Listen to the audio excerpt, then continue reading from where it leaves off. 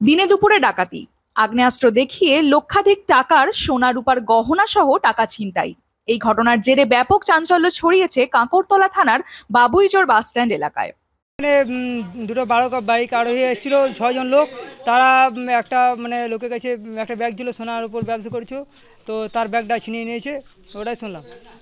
এই বাস স্ট্যান্ডের মাঝে অত লোক আছে, তার মধ্যে ওই বন্দুক দেখে ছিনিয়ে নিয়েছে তার সোনার ব্যাগ। বাইকে কজন ছিল? বন্দুক দেখালো তারা ছিল 6 জনা, দুটো বাইক নিয়ে এসেছিল। বন্দুক দেখে তার ব্যাগটা ছিনিয়ে নিল। হ্যাঁ। কোন জায়গায় ঘটনাটা ঘটেছে? এই বাবুজির বাস স্ট্যান্ডের মাঝে তোমার। কতটা আতঙ্কের মধ্যে রয়েছেন বাবুজির বাস? এখন বাবুজির বাসিন্দারা অনেক আতঙ্কের মধ্যে আছে। এটা খুব দুঃখজনক ঘটনা। এটা তোমার ধরো আরও দোকানপাতি আছে, তো সেটা লুট হয়ে যেতে পারে। এই দিনে দুপুরে যদি এরকম হয়, তো রাত্রিবেলা তো কেউ বাড়ি বেরোতে পারবে না, তাহলে ডাকাতি হয়ে যাবে পুরো। আপনার নাম? আমার নাম গোবিন্দ গড়াই।